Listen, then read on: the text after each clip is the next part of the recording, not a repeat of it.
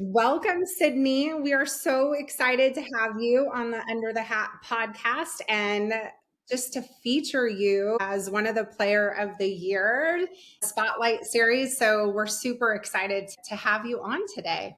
Thank you so much for having me. I'm so excited to be here. Yeah, Yeah, for we're sure. very excited to have you. And like Kara said, you had a tremendous high school season. And so that puts you in the running for one of our sophomore player of the year candidates. So we're excited to talk about that and just kind of your volleyball journey, past, present, and future. Yeah, let's do it. So, how did you first get started in volleyball, Sydney? So I first started in volleyball. I was probably 5 or 6.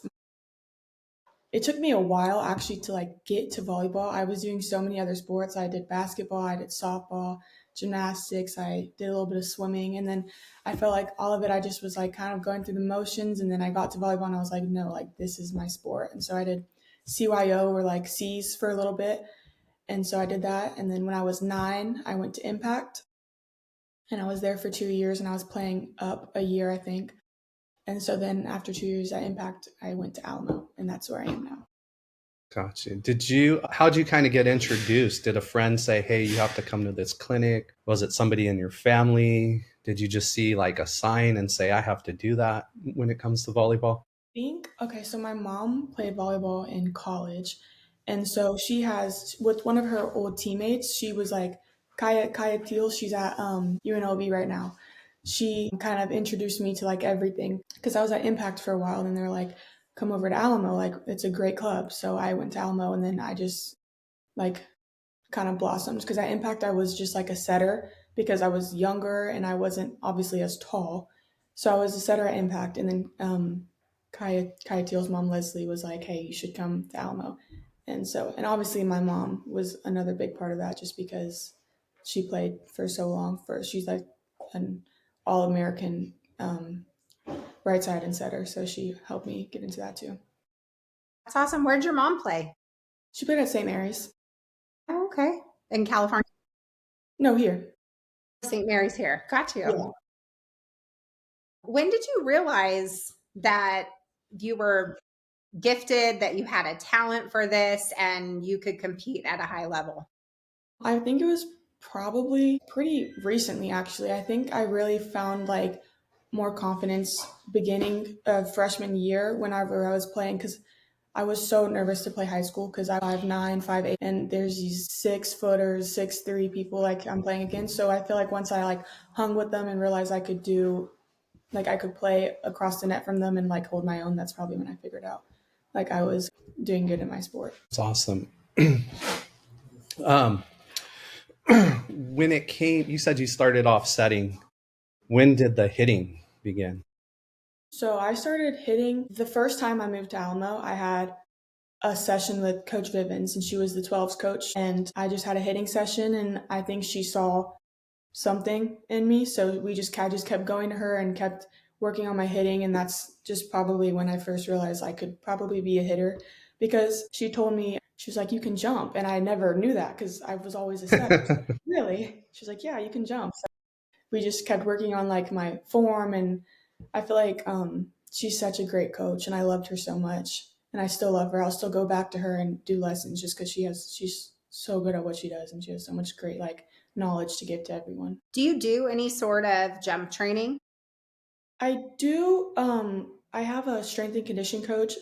His name's Carlos, and I go to him, and he helps me with my jumps. And then at school, obviously off season, we do Vertimax and all that stuff. When it comes to kind of being a dual player, how does one help the other and the other help the setting help the hitting and the hitting help the setting? Yeah, I think for sure, IQ wise, and it helps me hitting helps setting because I know what I want as a hitter. So I try to always give my hitters what I would want to hit off of. So that kind of gives me a good perspective because if it's off, I'm like, oh, would I be able to hit that? Or if it's too tight, would I be able to do something with that? And my hitting helps my setting because as a defender, I know what I don't want to see a hitter do. I like shoddy hitters, tips, yo-yoing you in the backcourt. So I think being a setter and having the defense behind my hitting also helps me. So I'll know where to put the ball or place it, or Also, I feel like it helps me have a lot of patience because, like, if the set's off or anything, I'm like, hey, it's fine, it's one set. Like, I do the same exact thing. So I feel like I'm really happy that I'm in both positions because it just gives me like a different perspective on everything. Yeah. Typically, we seems like we would take a little bit more time before we got into the club season, but since we're talking about the setting and the hitting and kind of your role on this past club season on Alamo was really vital. You guys had a tremendous season. Put yourselves in chance to actually win a national championship. Came close. You guys did like some funky stuff. You ran like kind of different kind of tempo offense, fast, kind of set different sets. Can you kind of just talk about what went into that and how that led to the success of the team? Yeah, I think we had a great coach and she really knew what she was doing. And she saw that we were all very athletic. So we would always try to run like piggybacks on each other and like just different fast tempo sets just to mess up the block and the offense. And I feel like that was super important. And just having that kind of like IQ and like she taught the setters like almost how to think, like when to run it, how to run it. And then a couple months before we went to nationals, her daughter came, Coach Dom, and she was such an offensive coach for us. And she just like if I'm hitting outside, I'll transition back and she'll be like, "Hey, tip right over block," because she's on the bench, and she'll just whisper it, and I'll just like do it. She was so helpful, and so she was another one that helped big time for like our offense and just like running faster plays and all that stuff. Yeah. This we were talking before we got on, and this past club season, it sounds like you had some personal challenges too. You talked about you had to go through some surgeries, and do you want to share your process and kind of the impact it had, and how are you able to work through it? Yeah, so it all started probably in eighth grade. I noticed at lunch, I'm like looking at my hands, and the tip of my finger is like white. And I'm like, what is happening? So I just like shook it off.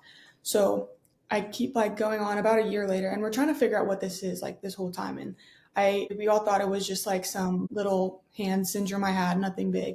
Well, whenever I was playing, every time I would hit the ball, I felt like I was just like hitting bricks, like I was like in tears playing. So, and my whole hand would turn like purple and white, and it was just like scary. So we found like hand warmers helped. So I would always have hand warmers in my hand before games, so I didn't have like a white hand because it happens whenever I'm cold or anxious or anything like that. So Tour of Texas won. I'm playing, and this was like almost at its worst. Like I'm like crying after the matches, like I'm in so much pain. And so we get through, we actually win that tournament. And so then we go to Kansas, and at Kansas is pretty bad too. So I had gloves that I would stick the hand warmers in, and I would put my hand in the glove, just like in timeouts. Like we would call timeouts just so I can warm up my hand because it just hurt so bad. And so then after that, I went to the doctor, and he was like, I had like CAT scans, I had all these things. And then he was like, you have to stop playing until your surgery. So I was off for probably, I would want to say a month before my surgery because we just didn't know what it was. I had two surgeries. I had a couple ribs removed up here. You can't really see the scar, but it's like kind of right there. And then I had a blood clot in my forearm, and it was such an old blood clot they had to get it out in my artery. And so we got that out. And so I was out for probably like 2 to 3 months total. And so that just was like crazy just to like not be able to like play this sport because like my sport is like almost my personality, and like not being able to play it, I was just like, oh my gosh. But I felt like it really helped me see things from a different perspective, like completely. Even at nationals, I wasn't even like 100%. Like I was just like coming back, and I got back in time for the last qualifier, and that's when we qualified.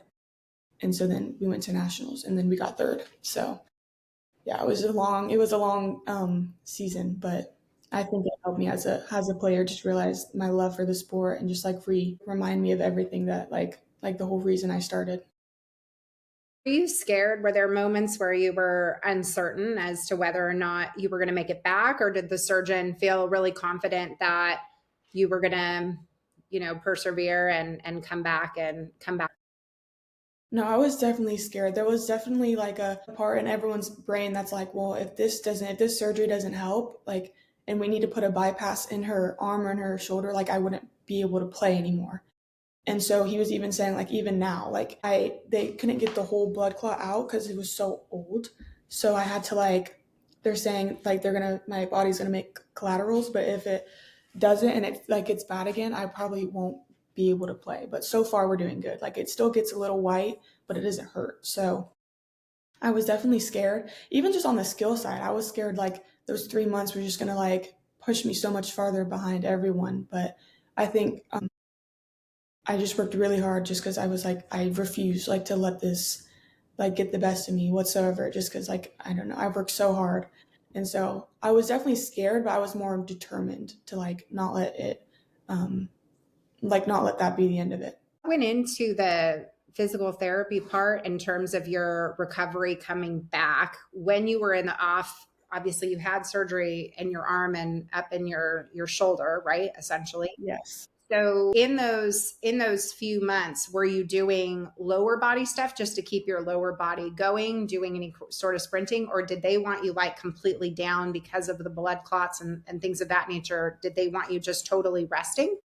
Yeah. So right after the surgery, I would want to say like the first 3 weeks, they're like, you can't go near court because if a ball hits you or something, because I was also on blood thinner shots and those were awful. I had to take those twice a day and they were the most painful thing ever. So I was, since it was a blood thinner, if I like got hit by a ball, I would just bruise and it was just like this whole thing. So I didn't go near court for a while. So I went to physical therapy before school, like twice a week, I want to say, maybe 3 times. I think it was twice a week. And I would just do all shoulder just to get my shoulder strong again because that was like where it had like because my shoulder was just like weak. So I did a lot of like weights and band and resistance stuff, and then after I felt like I got my shoulder stronger, I got my legs back to where they needed to be as well.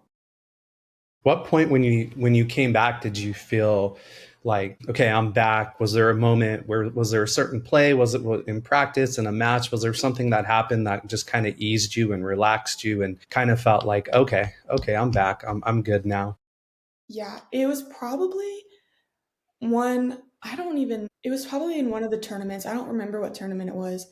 But our coach is like, last season, I loved her so much. And I just like seeked for her approval because she was just such a tough coach. And if you got a compliment from her, you're doing good. So I think it was whenever we were in warm-ups and I hit a ball and all I heard her say was like, she's back. And I just felt like, oh my gosh, like that makes me feel so much better. And I even wasn't like, I don't even think I was 100% then. Like I feel like this past school season is when I was really like getting back to where I needed to be. But like just hearing her say that, whether I was back or not, just made me feel so much better and gave me so much confidence. Your high school season has ended. We'll talk about that before too long here. You guys have a different kind of high school schedule than really anybody else around the country. But what are you doing to gear up for club? Talk about the upcoming club season. You're back with Alamo on the 16s. Just give us some insight and let's talk about that. Yeah. So club season ended about like 3 weeks. I mean, not club. School season ended about 3 weeks ago. And so now we're just doing every week we have Vertimax, weights, skills trainings, just to like get us ready for club. And then club is obviously going to start in like late November, December. And yeah, Coach Carter, he's our coach for school, is like the club owner. So he's really good about like planning everything to where it's like perfect for us. And yeah, and then I'm super excited for club. We have a really great team this year. Do you enjoy this little bit of transition where you have a little bit of break, or are you just kind of a go-getter where you're like, I'm ready to go full go? Yeah, I think I like this break just because I get like so much stronger in this month and a half because we just do like weights and all that stuff. And I just feel like it gets me so ready for club and I'm just like hungry to play after that. So I do like this little break that we have. Do you know your club schedule? Do you know which qualifiers and stuff? I'm sure you're going back to Kansas City for Triple Crown, but Yeah, we are. We're going to Kansas. We're going I don't even know our schedule. I don't think I have it yet. But I know for sure we're going to Kansas. And then I know we have two more out of states because I feel like I think we go to three every year. But I'm not sure where we're going. it doesn't matter. You just show up and go at it, right? It's all good. We kind of want to shift gears a little bit here. Obviously, this is going to be, centered around volleyball because, you play volleyball. And so, but we do want to, talk a little bit of stuff outside of volleyball, kind of some hobbies or interests. Kind of what's some things you do in your spare time when you're not training and you're not playing and practicing?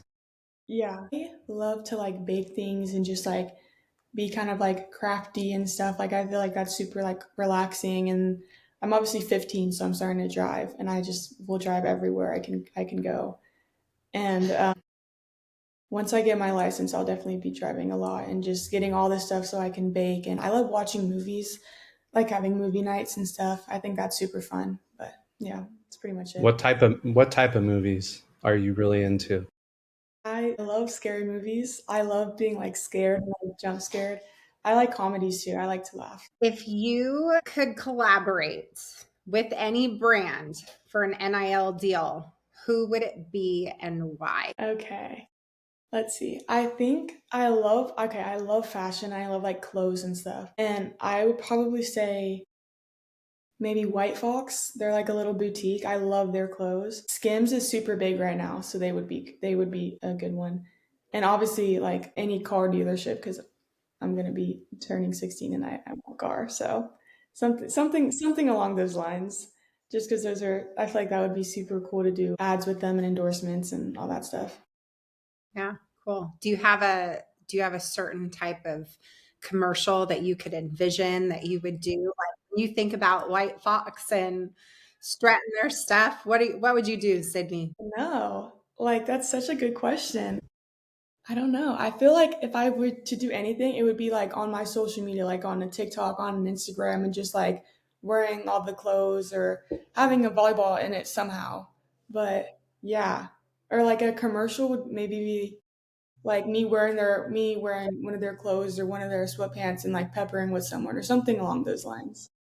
I'm sorry, I think I'm still stuck on this baking thing because I actually haven't had anything to eat today. So I think you triggered the hunger in me. But like what type of stuff are we baking here? Are we talking like cookies or pies or like really fancy stuff? Like Yeah, me and my grandma would bake all the time. We would bake cookies and cakes and brownies and pies and puddings, and we would just bake all the desserts for all the like Thanksgiving, Christmas, like all the holidays. My favorite thing is like making cookies from scratch. I actually made cookies from scratch last night, and they were so hmm, good. It's just what so fun kind? because I feel like chocolate chip. That's all I know how to make. Chocolate chip That's cookies. all you need. That's all you need. Yeah, I agree.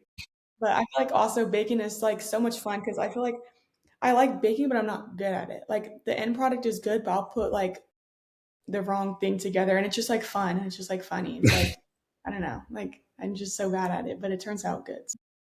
Do you have a like go-to meal like before like night before a tournament starts? Is there any sort of stuff like that that's important to you, or do you mean it's like I have to eat this like on a Thursday night before we start a 3-day tournament on Friday?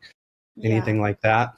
I think me and my team normally get pasta just so we have a bunch of carbs before the game the next day. So we normally would get like Olive Garden or something along those lines and just like fill up on pasta and stuff the night before, or even like on Friday and if we're playing on Saturday or Saturday playing on Sunday. Like we try to eat as much pasta and sandwiches as we can.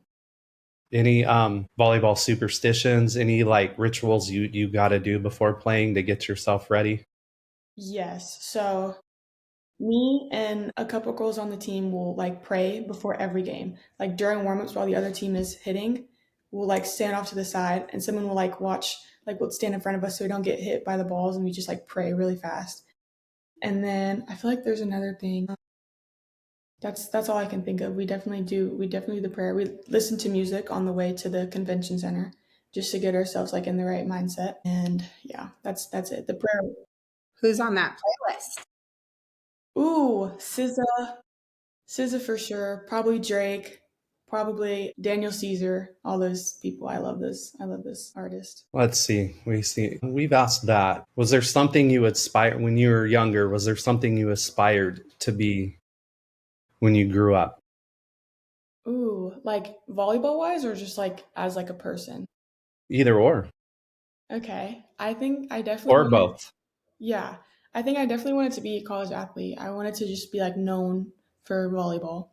And then I've always wanted to be a dermatologist ever since like a long time ago. I've heard nothing but good things about dermatology. So I've been wanting to do that or some in some kind of medicine. Even like be a coach. Like I've always wanted to coach because I love teaching and stuff. So probably something like that. Do you watch Pimple Popper? I do, and my mom can't watch it with me. She hates it, but I think it's so interesting. Yeah. Chris can't watch it either. Thinks I'm Yeah, super gross. Oh my goodness. yeah, I love it. That's like the worst show ever. No, it's not. It's amazing. It's really Mhm. amazing, especially when they have those really gross cysts. Yeah, I agree. Mm. I do have a question when you talk about club tournaments, obviously you talked about praying before matches, which is amazing by the way. When it comes to the mental side of the game, and especially as you recovered, obviously going through that injury and then coming back, talk a little bit about the mental side of the game and maybe what you're doing as you prepare heading into this season.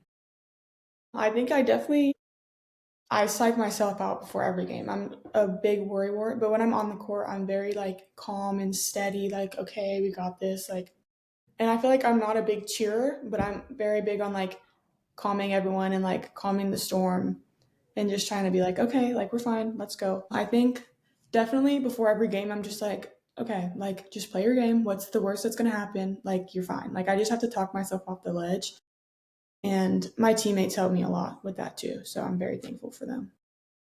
Yeah. What do you think's gone into kind of shaping who you are on the court? Is there somebody in your family? Is there somebody you've looked up to throughout volleyball? What's kind of gone into shaping your kind of court personality? Probably, I'm not even sure. I would say my parents for sure, because they're both very like humble people, and so even like the players I watch, like my favorite player is Yaziana Presley. She played for Baylor, and she played a little bit of pro, and I just loved watching her. And she was just very like calm and just like she knew what she was doing. She never looked like stressed or anything. So I always aspired to be like her. So that's probably where that comes from. Gotcha. If we can kind of get into some high school volleyball talk, you want to do that? Yeah. Okay, awesome. You play for Cornerstone Christian, and you were on the team last year as a freshman, part of running a 6-2. I don't think you hit quite as much last year. With kind of the girls graduating, the nature of high school, I'm sure you felt like you were going to have a little bit bigger role going into this season. Can you just kind of talk about your mentality and what your outlook was at the beginning of the year? Yeah. So last year I felt like I knew my place because I was a freshman and there were 8 D1 seniors. So I just went in, I just set the ball, and that was that. This year I realized I had to be more of like a leader, and because there was only 4 returners, 3 juniors and me, and so I felt like I had to just kind of help the juniors, just like lead the team, especially with Carter, since we knew how he coached, and we had to like keep everyone very focused and very just locked in. So I realized that like after last year, like I would definitely have to like take a step up. How would you describe the playing style this season? Very different, but I love it. Like I love the defense we run. Like we run man up. So I'm just always on the 10-foot line getting tips, and we have 2 on the wing and then 6 is open, but our block is pretty big, so we have that covered. So yeah. And then we run a pretty fast offense, I would say. We run an outside line and then like a 9 and then just obviously like a little B in the middle. But yeah. And one of the things that makes playing for Cornerstone so much different is you're an independent school, so you're not a part of any league or association or anything like that, which means no state playoffs. And your season, like you said, has been over for a few weeks. A lot of schools around the country, they come into the season like, hey, we want to win this, we want to win that, we want to make sure we get to the state playoffs. That's our goal, try to win state. What's kind of the talk at the beginning of the season? How does that program approach the season, given that it's just different? We like don't focus on like winning playoffs, doing this, doing that. We focus on like our end of year ranking. So we try to get as high as up in the country as we can. Like I think this year we ended off being like sixth, I think. But last year we were second for a while. I feel like also we just have such a young team. We have 9 sophomores, like four juniors and 3 seniors. So we're just super young and we're just the underdogs and we just have a chip on our shoulders. We just have so much to prove. So we're just trying to like, I don't know. Like we just go into every game like we have something to lose. You faced some of the toughest teams in the country. Is there a team that you came up against who really pushed you all and you got? I think when we played Modern Day is when we all really like came together. Like we wanted to win so bad. Like we just were all very calm and we all had the same goal, same mindset. We all wanted to be there. We all wanted to compete. And it just showed like a lot of maturity out of everyone on the court. And I think that's whenever we really realized like how good we were this season. Yeah, and that came in the final of the Nike TOC, Southeast tournament. I think what really stands out about the schedule this year is I don't think there's a team out there that plays a tougher tournament schedule. I could make a case some teams maybe have an overall stronger schedule based on their league and stuff. But I mean, you started the season in Hawaii at Ankang, phenomenal tournament this year. So many good teams are out there. You go to Florida, that's another traditionally strong tournament, and then you go to Durango, which is the cream of the crop, the best of the best. What's it like to be able to be in a position and fortunate enough as a high school program to do all that?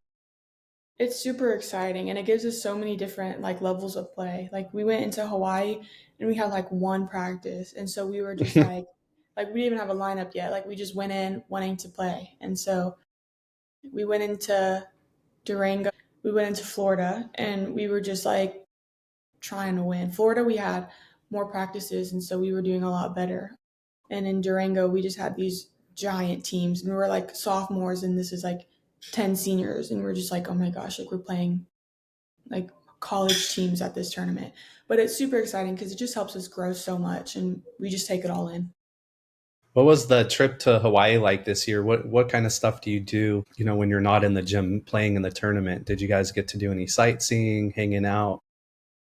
Yeah, Coach Carter is very good about balancing out fun with play. So we would like after we play, we would go to a beach. We would go to dinner every night. We would go to the beach and we would like go get ice cream or watch the fireworks. We were swimming with turtles. We were like snorkeling. We did so many things this year. We went on like a little private beach where the waves were huge and we just got pummeled. That's all I remember from that beach. But yeah, it's super fun. We always have a good time when we go to out of state tournaments because we always just have like a good agenda lined up. Yeah. How hard is it when that tournament ends in Hawaii and you're headed back to the airport? How disappointing is that? It's pretty disappointing because we had to go. We had Hawaii this year on our first 2 days of school, so we missed school. And so we're coming back and we're like, wow, like summer's like over and now we have to go to school and like all this stuff. And then we went to Florida 2 weeks later, so we were fine. But after Florida, we were like, oh my gosh, like we're going back.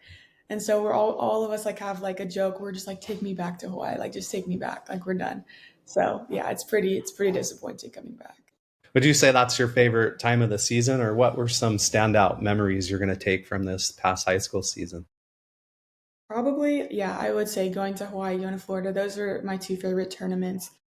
We had like a really good schedule in Florida and I don't know what team it was. I think it was Osceola. And that was we played like crazy in that game and we were just like our bench was just going wild like and Coach Carter was fighting with the refs. Like we were just so into it. And that was just such like a fun moment to go back to because we were all just like so intense and our parents are like yelling on the sidelines and it was just funny. Like in the moment we were like so focused, but like looking back it was just like a funny memory that we're all going to remember. That's awesome. That's shocking to hear that Coach Carter was fired up with the refs. Pretty laid back on the sideline. No, how would you describe his coaching style? You're like you said, you're going to play for him for club this year.